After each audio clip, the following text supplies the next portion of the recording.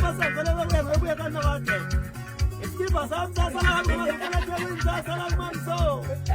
uthi ngeze ngane ngile majulusha kudlela ngane ha